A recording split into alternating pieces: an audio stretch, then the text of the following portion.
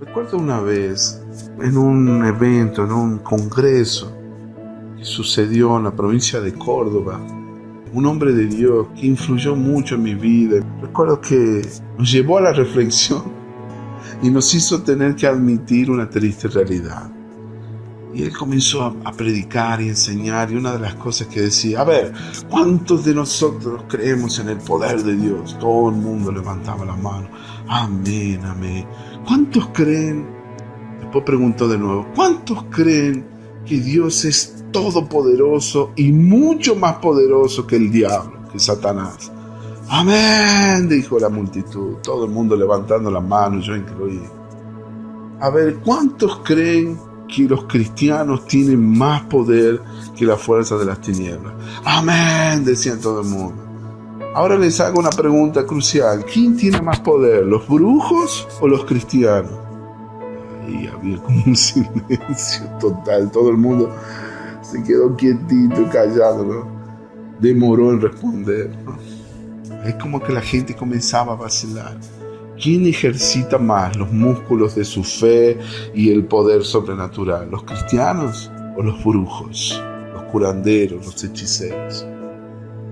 Es una importante reflexión, es un interrogante importante que deberíamos hacernos. Y no ser tan hipócritas. Y reconocer que hay una falla en nuestra fe. Que si vamos a creer en Dios, tenemos que creer en todo lo que dice la Biblia, no en apenas una parte de lo que dice la Biblia. Es ahí que nosotros nos equivocamos. Es ahí que nosotros fallamos. Cuando nosotros elegimos una cierta parte de la Biblia y lo demás intentamos buscarle un sustituto, un argumento para justificar nuestra falta de fe. La Iglesia del Señor Jesucristo no tiene excusa para carecer de poder sobrenatural de Dios. Voy a llevarte ahora en un paseo de la Biblia y te voy a leer rápidamente algunos versículos que quiero que tú anotes para que veas que no podemos movernos en la incredulidad. La falta de fe es uno de los desafíos más grandes que tiene la Biblia. No sabemos vivir por fe, no sabemos andar en el poder de Dios, no creemos en las promesas de Dios, nos cuesta andar en el poder y bajo la unción del Espíritu Santo. La Biblia dice, Mateo 13, versículo 58, que Jesús no hizo allí muchos milagros debido a la incredulidad de ellos. Marcos 6, versículo 6. Y él, Jesús, estaba asombrado de la incredulidad de ellos. La misión de los 12 discípulos. Y él recorría las aldeas de alrededor enseñando. Marcos 9, 24. Este episodio es dramático. Dice que inmediatamente el padre del muchacho clamó y dijo: creo, Señor, ayuda a mi incredulidad. Solo podríamos hablar de este pasaje bíblico y aprenderíamos mucho. Esa historia bíblica está llena de revelación, de lecciones y principios. Solo hablar de ese texto bíblico nos podría llevar toda la lección entera. Marcos 16, versículo 14. Finalmente se apareció a los 11 mismos, estando ellos sentados a la mesa, y les reprochó su incredulidad y su dureza de corazón, porque no habían creído a los que lo habían resucitado. Marcos, a los que lo habían visto resucitado. Marcos 16, 14. Juan capítulo 7, versículo 1, la palabra de Dios dice: después de esto andaba Jesús en Galilea, pues no quería andar en Judea porque los judíos intentaban matarlo. Esto habla de la incredulidad que tenían los hermanos de Jesús. Puedes leer la historia en Juan capítulo 7, versículo 1. En Juan 20, versículo 27, volvemos otra vez al texto clave de esta lección. Luego le dijo a Tomás: pon aquí tu dedo y mira mis manos. Acerca tu mano y métela a mi costado, y no seas incrédulo, sino creyente. Romanos 3, versículo 3. Pues que si algunos de ellos han sido incrédulos, su incredulidad ¿habrá hecho nula la fidelidad de Dios? Romanos 3, versículo 3. Romanos 4, versículo 20, tampoco dudó por incredulidad de la promesa de Dios, sino que se fortaleció por la fe dando gloria a Dios. Aquí está hablando de Abraham, quien creyó en la promesa de Dios y el Señor lo convirtió en el padre de muchas naciones. O Romanos 11, versículo 20, bien por su incredulidad fueron desgajadas, pero tú por la fe estás en pie, así que no te jactes, sino teme. Romanos 11, 23, y aún ellos, si no permanecen en incredulidad, serán injertados, pues poderoso es Dios para volverlos a injertar. 1 Timoteo 1, versículo 13, yo habiendo sido antes blasfemo, perseguidor e injuriador, pero fui recibido a misericordia, porque lo hice en ignorancia, lo hice en incredulidad. Qué tremendo. El apóstol Pablo dando su testimonio personal. Hebreos capítulo 3, versículo 19, y vemos que no pudieron entrar a causa de su incredulidad. No pudieron entrar en reposo en la tierra prometida a causa de su incredulidad. Amén, amados, hay tantos versículos que hablan sobre la falta de fe, sobre la supremacía de la fe en vez de la razón.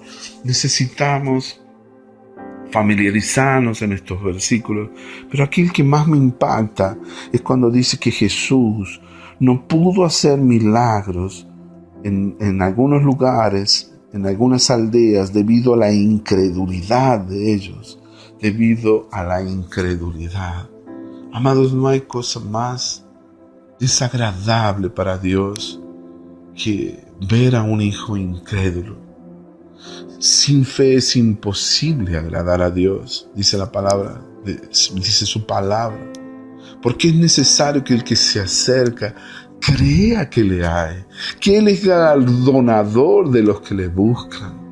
Sin fe es imposible agradar a Dios. Escucha bien lo que te digo. Si hay algo que me gustaría comunicarte, que tú quieres acercarte a Dios y vienes con un corazón incrédulo, con una actitud de incredulidad. Tú crees que Dios es un Dios que responde la oración, pero a ti no se te aplica. ¿Cómo es que Dios te va a aprobar? ¿Cómo es que Dios se va a agradar de ti? Somos incrédulos por naturaleza. Nos cuesta creer. El espíritu de incredulidad ha inspirado a la iglesia a crear sustitutos para suplantar el poder de Dios. Es increíble, muy parecido a la historia de los Gálatas, ¿verdad? Aquellos Gálatas que habían comenzado en el Espíritu, siendo salvos, habiéndose llenado del Espíritu Santo.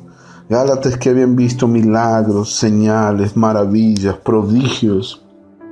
Pero un día vino el espíritu de incredulidad, el espíritu de brujería se metió en los Gálatas, que los llevó a seguir leyes no bíblicas, normas, carnalidad, por lo que un día perdieron de vista el poder de Dios. La iglesia de hoy está en una situación muy similar a la de los Gálatas. Todos los movimientos cristianos, sin importar su denominación, comenzaron con una visitación sobrenatural de Dios. Pero yo te pregunto, ¿cuántos de esos ministerios hoy caminan en el poder sobrenatural con que comenzaron? Hoy vemos sustitutos del poder de Dios en todas partes. El sustituto de la teología sin la inspiración del Espíritu Santo es lo que tomó el lugar de la revelación. La teología es el hombre estudiando a Dios, pero con su mente carnal, con su razonamiento. Es bueno estudiar. Mire, te voy a sorprender si te digo que yo nunca estudié teología. Bueno, también porque me enseñaron que la teología podría perjudicar mi fe en el Señor. Hoy estoy estudiando teología, pero hoy es una decisión personal, ¿no? Pero para que el estudio de la teología sea efectiva, necesita la revelación del Espíritu Santo, ¿entiendes? Si no vas a estar perdiendo tiempo, mi hermano, estudiando leyes, historia, cosas pasadas, pero que no tienen ninguna revelación ni ninguna aplicación para tu vida personal. Y es que el Espíritu Espíritu es el que da vida, pero la carne mata. La letra sin el Espíritu está muerta. Ahora, la combinación entre el Espíritu Santo y la palabra de Dios, eso es lo que transforma nuestra vida. Por eso es muy importante balancear el conocimiento que deriva del estudio de la palabra de Dios y el conocimiento que proviene del Espíritu Santo. Alabo a Dios por esta revelación. Por ejemplo, otro sustituto del poder de Dios, la educación intelectual que reemplazó el carácter. Vemos mucha gente talentosa, profesional, muy inteligente, pero sin carácter. No tiene ni un fruto del Espíritu en su vida. Son personas irrespetuosas, mal educadas, ni siquiera saben decir buen día a las personas más sencillas, más simples que trabajan para ellos, como sus empleados. ¿De qué sirve para ti ser un ingeniero, pero no sabes decir buen día al portero del edificio de tu casa? A las personas que trabajan para servirte a ti como un agente de seguridad. Es increíble lo desconectado que somos de la realidad. No nos sirve de nada toda la educación intelectual si nosotros no fluimos en los frutos del Espíritu Santo. ¿Qué más? Sustitutos del poder de Dios, la psicología, la psiquiatría, sustituyeron el discernimiento espiritual. Mire, yo tengo amigos psicólogos muy queridos, personas que son colaboradores de nuestro ministerio, tengo un profundo respeto, un cariño, pero ellos son personas que aman a Dios. Tengo amigos intercesores que son psicólogos en nuestro grupo y yo tengo un amor y un cariño muy especial. Ese tipo de personas yo me saco el sombrero delante de ellos y tengo un profundo respeto. Ahora lo que te voy a hablar, para que tú entiendas lo que quiero decir. La psicología, la psiquiatría, es la ciencia que estudia la psiquis del ser humano y todas las enfermedades conectadas a ella. Pero Dios nos ha dado discernimiento de espíritus para encontrar la solución de los problemas, la raíz de los problemas. Ahora, nunca vamos a poder solucionar problemas espirituales con estrategias y métodos psicológicos, psiquiátricos.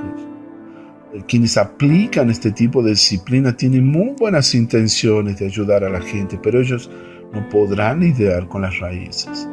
Esas raíces son espirituales. La gente necesita de sanidad interior, de curación interior.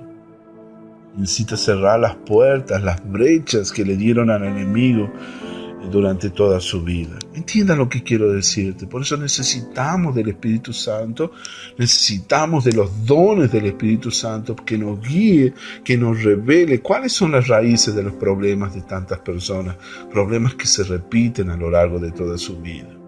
Por ejemplo, la razón, la lógica, la mente carnal sustituyeron el vivir por la fe. Amados, no podemos tratar los asuntos de Dios con una mente natural, con una mente carnal, porque eso nos lleva a limitar a Dios y a perder lo sobrenatural. Por eso yo te animo a conocer todo el consejo de Dios, no ser guiado por ciertos pasajes de la Escritura y luego te pierdes cosas importantes de la palabra de Dios. Cuidado con ello, mi amado. Mucho cuidado, porque es ahí donde a veces cometemos los más grandes errores. Es cuando nos falta sabiduría para tomar decisiones en nuestra vida. Sustitutos del poder de Dios. Yo puedo darte varios ejemplos, amado, de vivir por fe. Es casi toda mi vida viví por fe. Administré una guardería infantil y una escuelita para niños viviendo por fe, siguiendo el modelo de George Mueller, el misionero que tenía orfanatos en Gran Bretaña en el siglo XIX y donde Dios hizo tantos milagros por él. Yo puedo darte testimonio que la fe funciona. Vivir por fe es posible. Vivir por fe, mi hermanos, es algo que agrada a Dios. Por fe andamos y no por vista. No nos apoyamos en los hechos, en las evidencias. Es bueno que hagamos números. Es bueno tener un plan. Pero por nosotros, como hijos de Dios, si somos guiados por el Espíritu, no te sorprendas que a veces Dios tenga otro plan diferente a ti. Cuando vemos los sustitutos del poder de Dios, nos damos cuenta de por qué no hay poder en la iglesia. Por qué muy rara vez ocurren milagros, sanidades, conversiones, transformación de vida. Pidámosle a Dios que nos ayude a fluir en el sobrenatural de Dios. Pidámosle a Dios que nos dé fe para creer. Pidámosle al Señor que nos libre de la incredulidad, mis amados. Si hemos estado operando en estos sustitutos, hoy es tiempo de arrepentirnos. Vamos a pedirle perdón a Dios, amados. Vamos a volvernos a Dios para manifestar el poder sobrenatural en esta generación. Señor, ayúdame. En el nombre de Jesús yo me arrepiento, Padre querido, por la mente carnal que he tenido, Señor. Di conmigo, yo no acepto sustitutos humanos. Perdóname por haber cambiado tu poder. Te pido que me llenes de la plenitud de tu Espíritu Santo, que pueda andar en la promesa de Joel 2, de Hechos 2, recibiréis poder cuando haya venido sobre vosotros el Espíritu Santo y me seréis testigos. Así, Señor, podré cumplir tu llamado, tu propósito aquí en la tierra y podré cumplir la gran comisión que me has asignado. En el nombre de Jesús, hazlo ahora, Señor, ahora mismo, en el nombre de Jesús.